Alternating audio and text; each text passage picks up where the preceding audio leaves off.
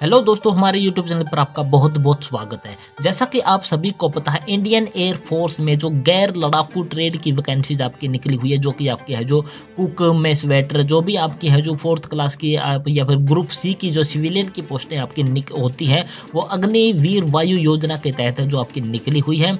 और उसके साथ साथ आपके ये जो भी भारतवर्ष में पूरे भारत में आपके जो यूनिट रहने वाली है, स्टेशन रहने वाले होते हैं इंडियन एयर फोर्स के, उनमें ये वैकेंसीज आपकी निकली हुई है।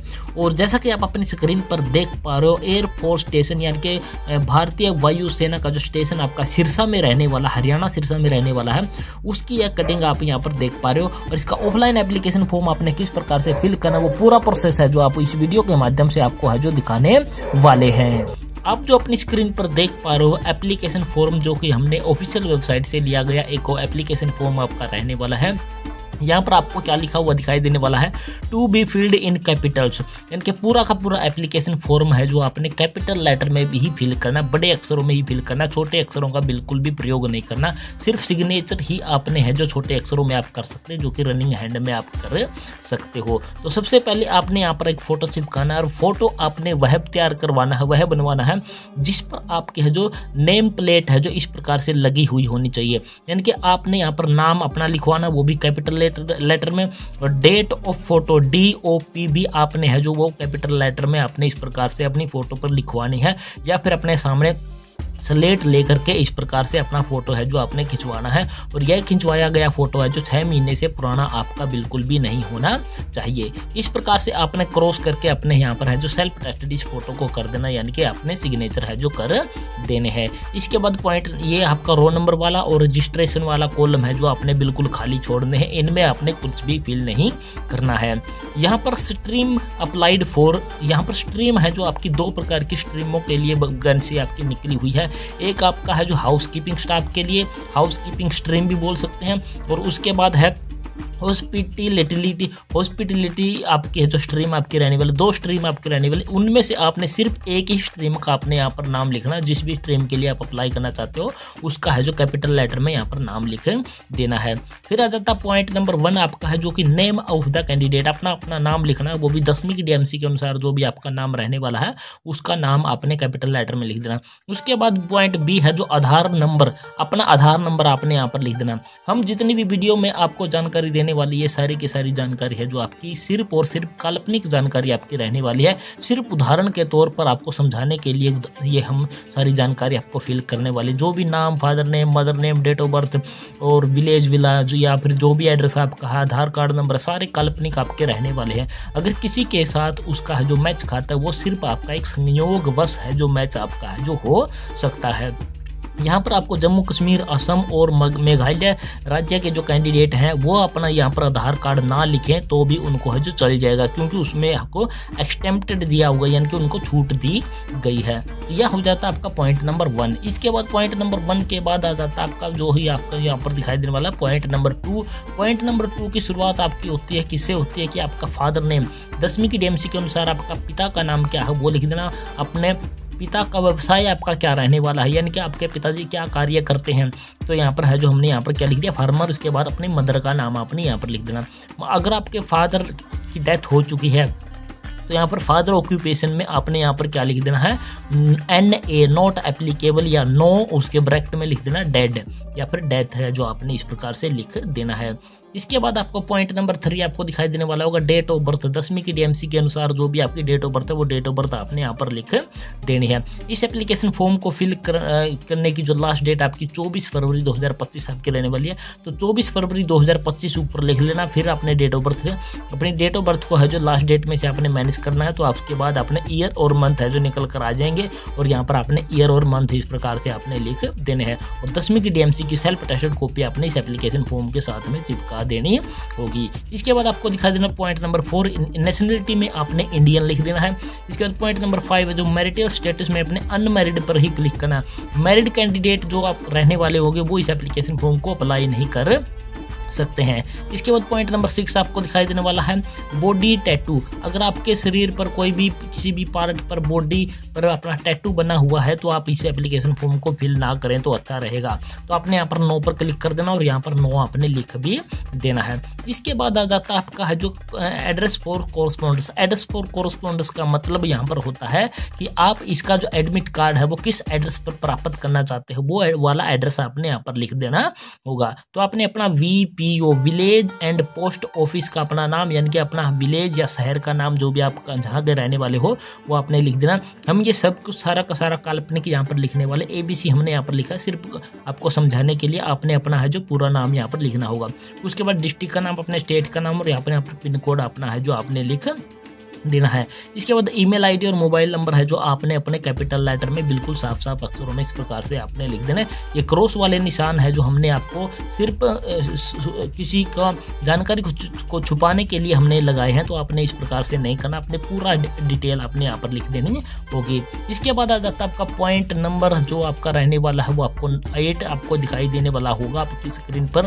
पॉइंट नंबर 8 में आपको परमानेंट एड्रेस। परमानेंट एड्रेस आपका वो एड्रेस होता है जहाँ के आप रहने वाले हो, यानी कि आपकी फैमिली के साथ आप जिस एड्रेस पर रहते हो आपका परमानेंट एड्रेस आपका रहने वाला होता है। अगर आपका कोरस्पॉन्डेंस और परमानेंट एड्रेस आपका सेम है तो दोनों के दोनों आप सेम एड्रेस भी यहाँ पर लिख सकते हो। अपना विलेज, शहर का नाम, अपनी डिस्ट्रिक्ट, अपना स्टेट और अपना पिन कोड। उसके बाद पुलिस स्टेशन, जो भी आपका पुलिस स्टेशन लगता है उस पुलिस स्टेशन का नाम आपने यहाँ पर लिख देना है। इसके बाद पॉइंट नंबर 9 आपका रहने वाला है एजुकेशन क्वालिफिकेशन।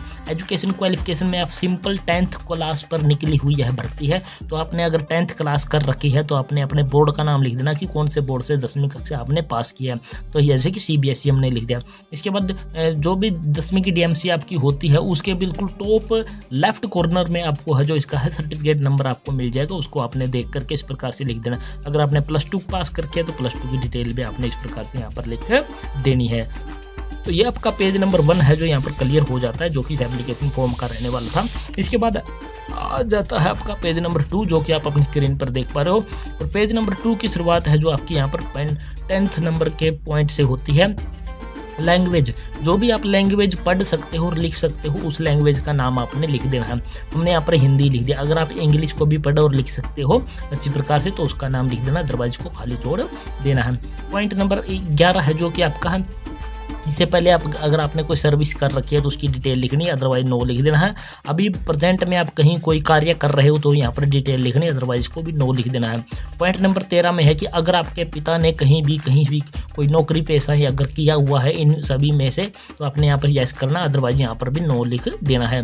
पॉइंट नंबर 14 आपका है, अगर आपका है जो कहीं भी किसी भी कार्य का किया हुआ एक्सपीरियंस आपके पास अवेलेबल है तो यहाँ पर यस करके उसकी डिटेल देनी है, अदरवाइज को भी नो आपने लिख देना है। तो इनके 11 से लेकर 14 वाले पॉइंट सारों में आपने नो करके यहाँ पर फिल कर देना है।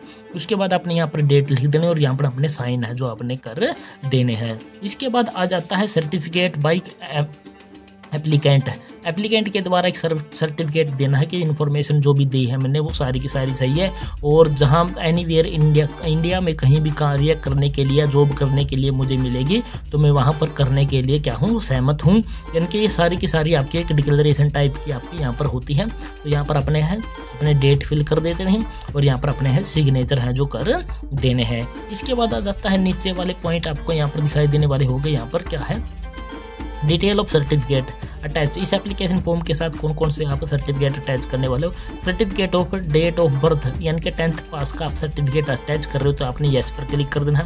एक्सपीरियंस सर्टिफिकेट अगर अटैच कर रहे हो तो यस करना, अदरवाइज नो पर क्लिक कर देना है। और करेक्टर सर्टिफिकेट आपने लगाना ठीक है, जरूरी है।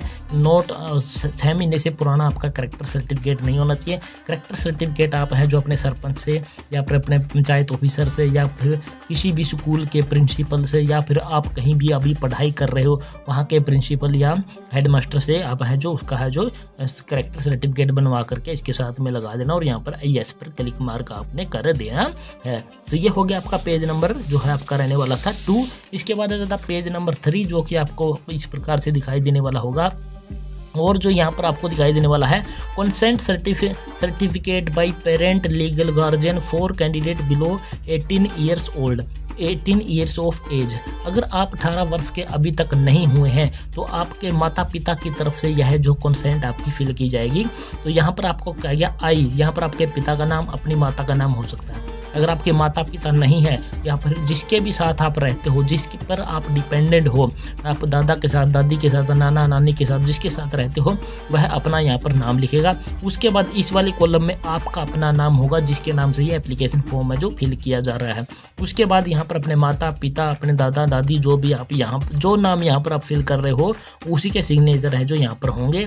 और उसके बाद यहाँ पर सिग्नेचर किसके होंगे? कैंडिडेट के सिग्नेचर होंगे, यानी कि जिसका ये फार्म भरा जा रहा है उसके सिग्नेचर यहाँ पर होंगे। यहाँ पर डेट फिल करनी और यहाँ पर भी डेट आपने फिल कर देनी होगी। तो ये वाला फॉर्म तो उसने फिल करना जिसकी एज है जो 18 वर्ष से कम है। इसके बाद आ जाता है नीचे आपको दिखाई देने वाला होगा, ये भी आपकी है जो एक कंसेंट सर्टिफिकेट है, ये उन्होंने फिल करना जिनकी एज है वो क्या अबव 18 ईयर्स, यानी कि 18 वर्ष के जो कैंडिडेट हो चुके हैं उन्होंने अपना यहाँ पर नाम लिखना है, यहाँ पर डेट लिख देने और यहाँ पर अपने सिग्नेचर है जो कर देने हैं। ये है 18 वर्ष से ऊपर वाले कैंडिडेटों के लिए। इसके बाद नीचे आ जाता है आपका यहाँ पर एक और कंसेंट टाइप का एक कुछ देर का है, ये आपका है जो ऑप्शनल आपका रहने वाला है। इसको फिल करने की आपको कोई भी ज़रूरत नहीं रहने वाली, इसको डैश डैश करके इस प्रकार से खाली छोड़ देना है। इसमें आपने कुछ भी फिल करने की कोई ज़रूरत नहीं रहने वाली है क्योंकि यह चीज़ आपकी ऑप्शनल में रहने वाली है। तो ये हो गया आपका पेज नंबर 3 यहाँ पर कंप्लीट। इसके बाद आ जाता है आपका पेज नंबर जो कि रहने वाला है 4, जो कि आपका एक एडमिट कार्ड के रूप में आपको इस प्रकार से दिखाई देने वाला होगा। आप अपनी स्क्रीन पर भी क्लियरली इसको देख पा रहे होंगे। यहाँ पर पेज नंबर 4 है और यहाँ पर लिखा हुआ एडमिट कार्ड। जो फोटो आपने पेज नंबर 1 पर चिपकाया था वही सेम फोटो यहाँ पर चिपकाना है।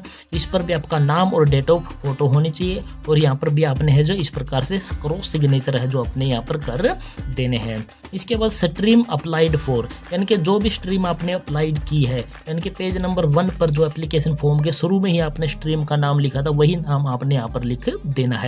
इसके बाद अपना है जो नाम बड़े अक्षरों में लिख देना, वही वाला आधार नंबर यहाँ पर आपने लिख देना। जम्मू कश्मीर, असम और मेघालय वाले कैंडिडेटों के यहाँ पर आधार कार्ड में छूट दे रखी है। इसके बाद अपने पिता का नाम और माता का नाम है जो 10वीं की डीएमसी के अनुसार आपने यहाँ पर है जो बड़े अक्षरों में स्पेलिंग है जो यहाँ पर लिख देनी है। इसके बाद थोड़ा सा नीचे आओगे तो वही वाला एड्रेस आपने लिख देना है। कौन सा वाला? यहाँ पर आपने एड्रेस लिखना कोरस्पॉन्डेंस एड्रेस, जो कि पॉइंट नंबर 7 में आपने लिखा था एप्लीकेशन फॉर्म में, जो 7 नंबर पर कॉलम था, जो सेम एड्रेस आपने यहाँ पर लिखना, अपना हाउस नंबर, अपने स्ट्रीट या विलेज या शहर का नाम, उसके बाद अपना पुलिस स्टेशन, उसके बाद अपना पोस्ट ऑफिस और यहाँ पर अपना स्टेट, यहाँ पर अपना डिस्ट्रिक्ट और यहाँ पर अपना पिन कोड है जो आपने यहाँ पर लिख देना है। सारी की डिटेल ये हमारी है जो काल्पनिक रहने वाली है, किसी व्यक्ति से इसका कोई भी संबंध है जो नहीं रहने वाला है। ये पहले भी हमने बात आपको क्लियर कर दी है। पॉइंट नंबर 4 तक है जो आपने यहाँ पर है जो फिल करने हैं। इसके बाद आपके यहाँ पर जो दिखाई देने वाले होंगे पॉइंट नंबर 5 और 6, इसमें आपने कुछ भी फिल नहीं करना, इसको खाली आपने छोड़ देना है क्योंकि ये है जो एयरफोर्स जो यूनिट आपकी रहने वाली है आगरा में, वो वाले कैंडिडेट जो भी आपकी जिस भी यूनिट में आप अप्लाई करने वाले हो वो अपने है जो यहाँ पर फिल करके है जो यहाँ पर उनकी यूनिट स्टैंप लगेगी, यहाँ पर उसके सिग्नेचर वगैरह होंगे। तो उसके बाद आपको ये एप्लीकेशन जो है एडमिट कार्ड है जो आपको है जो वापस है जो भेज दिया जाएगा। तो ये आपका क्या हो गया, आपका एप्लीकेशन फॉर्म है जो पूरा का पूरा हमने यहाँ पर फिल कर दिया है। अब ये एप्लीकेशन फॉर्म फिल करने के साथ साथ एक लिफाफा आपने इसमें साथ में भेजना है। इसके बाद इस एप्लीकेशन फॉर्म के साथ आपने क्या करना है, एक छोटा लिफाफा भी भेजना होता है जिसपे कि आपका खुद का एड्रेस होता है, जिसमें कि ये एडमिट कार्ड है वहाँ से वापस भेजा जाएगा। तो इस छोटे वाले लिफाफे में है जो आपको है जो आपके घर पर प्राप्त होगा।